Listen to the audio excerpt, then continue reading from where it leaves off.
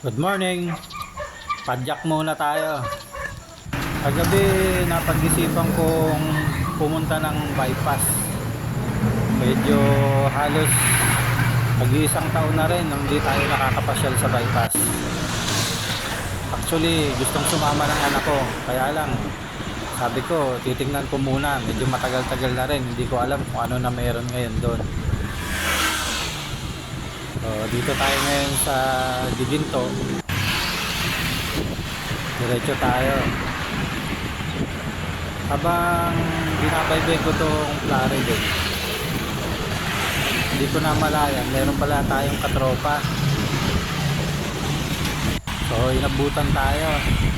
Habang binibidyo ko, hindi ko alam, nahabol pala ako dun sa likod. Meron siyang katagpo na tropa din, kaya lang hindi yata sila natuloy. Balak nilang mag-ride papuntang Pampanga.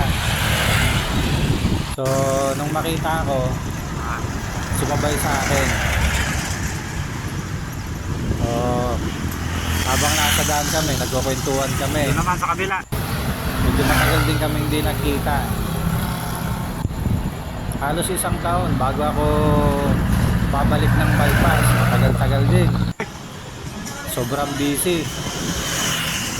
Saka nananaba na tayo. Medyo mabigat ng pumadyak. So nandito na kami ngayon sa Pulilan, papunta ng Baliwag. Pagdating sa bypass, kakaliwa ko siya, didiretso ng papuntang Pampanga. Pagpasok ko, ito kaagad nakita ko. Meron na kaagad mga tinatayo dito. May nakatayo na nga actually. Oh, may gasolina doon sa kaliwa. Hindi natin alam kung ano yung tatayo doon sa kanan. Hindi na natin kanina, napakalaking factory. So napansin ko lang, medyo hindi na magandang bumike dito.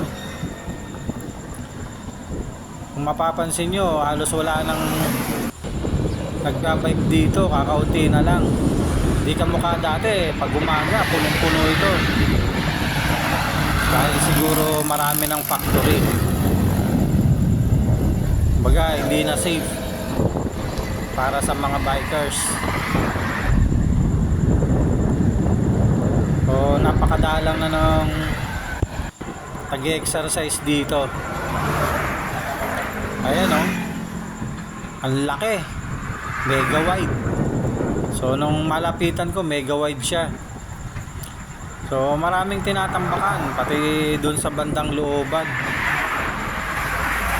Pag napuno ng factory to, talagang wala nang pagbabike dito. Ito, may ilang piraso akong nasa lubong, pero halos wala na yung mga peloton.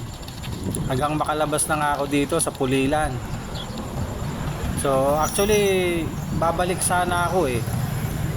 Kaya lang nung makita kong hindi na safe, tsaka wala na masyadong nagbabike, naisipan kong ikutin na lang to. So papunta ako ngayon ng Kalumpit. Dito rin, dati bakante lang to. Ngayon may nakikita na akong McDo at saka Pure Gold. Dito to, papunta ng Kalumpit proper. Pag kumanan ka, papunta ka ng Kalumpit na bayan, tapos dire-diretso papuntang Pampanga. Pag kumiliwa ka dito, papunta ka ng Malolos, Diginto. So kakaliwa tayo dito. So nakita ko, huminto ako sa tulay. Medyo malinis yung ilog na yun, no? Dati pag nakikita ko to, maalon, palabo. Ayun eh, kalmado. So binabaybay ko to ngayon, Kalumpit, papunta ako ng Malolos. Yung mga dating bakanting lote, puro establishment na.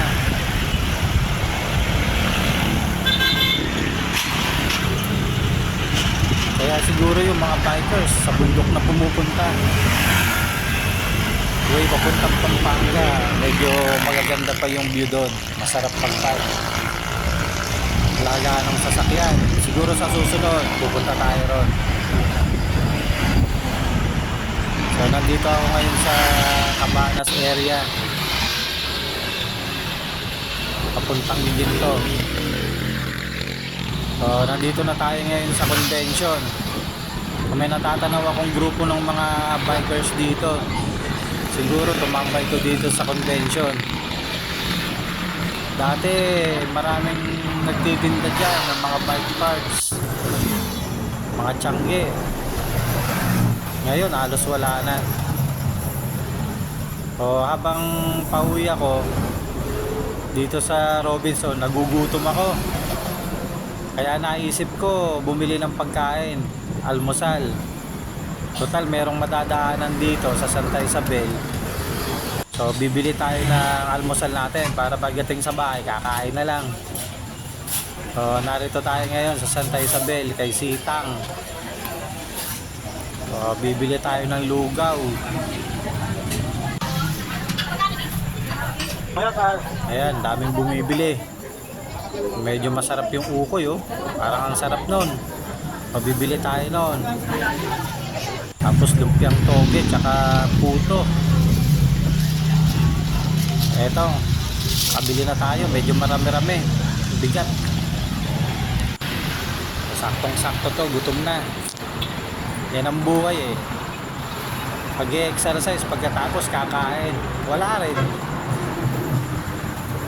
Dito na tayo ngayon sa boundary ng Malolos at Giginto.